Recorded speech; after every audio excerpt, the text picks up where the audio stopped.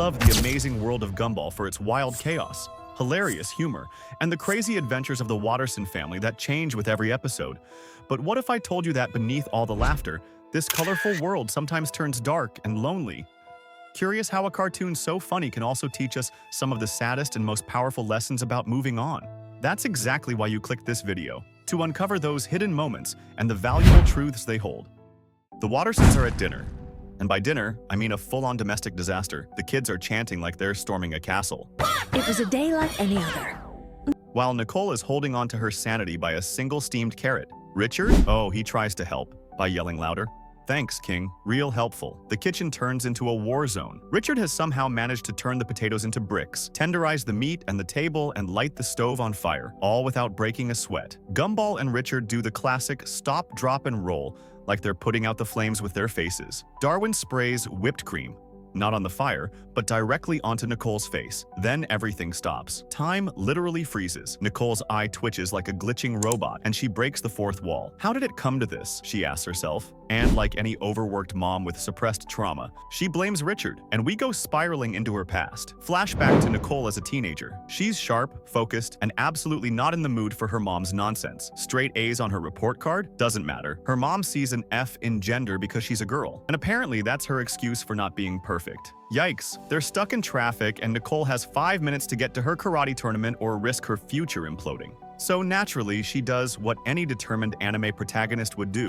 Sprints through a park, flips over baby strollers, traumatizes Banana Bob, and literally leaves a trail of fire behind her. But then she wonders, what if she had stopped for Banana Bob's weird guitar song? Boom, alternate timeline. She marries him, lives in a banana commune, slowly transforms into a banana herself. Mustache, peel, everything. A horror show. Next, then comes Harold. She marries him too in another future. He insults her within seconds, tells her her parents don't love her, tanks her self-esteem. She gets a face full of plastic surgery, sets the house on fire, and ends up arrested. Honestly, a little iconic. She tries avoiding everything and doesn't step on a butterfly. Nice move until she chokes on it. Mr. Small tries to cure her with positive vibes and bacteria. She dies, of course.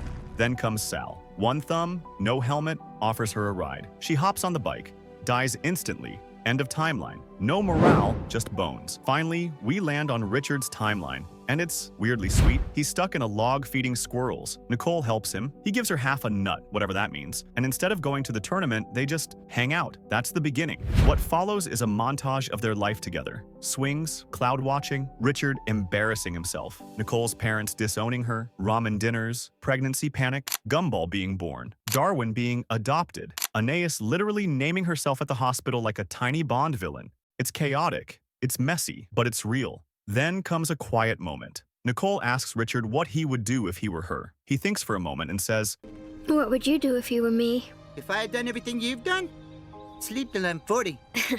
Classic Richard. But then he adds, maybe you should just start living your life. And with that, Nicole snaps back to reality. She looks at her crazy, dysfunctional, fire-prone family and smiles. Then she whips Darwin in the face with cream, declares a food war, and the house descends into glorious chaos once more. The camera zooms out, laughter echoes, and we're reminded that maybe moving on doesn't mean erasing the past. Maybe it means embracing the mess and living in it anyway. Moving on to the next episode, its events will really shock you.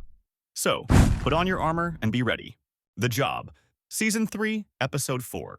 Nicole's lying passed out on the grass like she just saw the world end.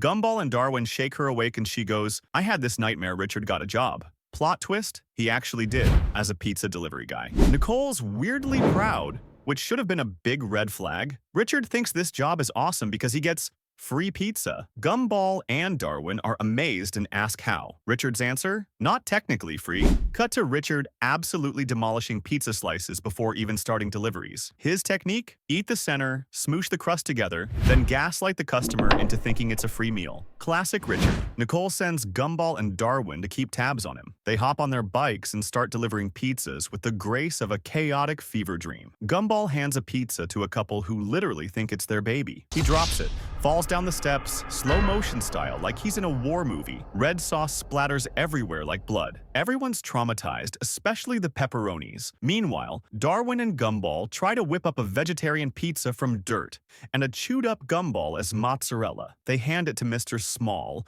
who's been on a sunlight diet and is hallucinating grass as gourmet food. He eats the whole thing and then dies, but actually just blows a gum bubble, so he's technically alive. Totally normal. Back to Richard, he's on a scooter tearing through Elmore. Reality itself starts to glitch and warp.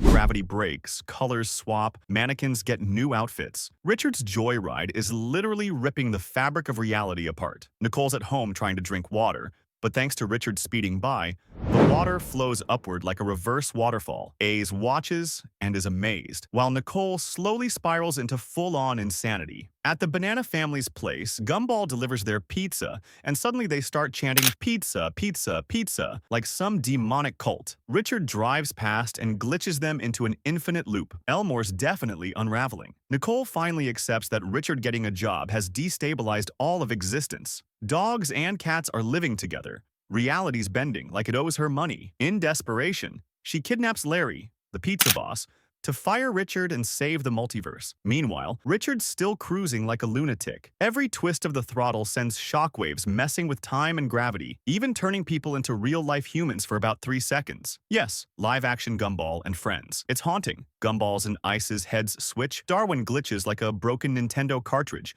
and everyone morphs through different animation styles in a chaotic PowerPoint presentation of madness. They finally track down Richard, who's walking up to deliver the last pizza like it's the One Ring to Mordor. Each step sends another wave of collapsing reality. Nicole melts into a puddle of her own outline, screaming for Larry to fire him. Larry's still on the fence, thinking, well, technically he's doing okay. Just as Richard is about to hand over the pizza and end the universe, the customer opens it and notices Richard's big snack holes in the pizza. Larry pulls out the pizza policy handbook like he's been waiting for this moment forever and fires Richard. Boom! The world resets. A rainbow appears. Peace is restored. Richard sheepishly says, "Sorry, I lost my job." Nicole hugs him and says, It's all right, honey. Richard promises, But don't worry, I'll get another one.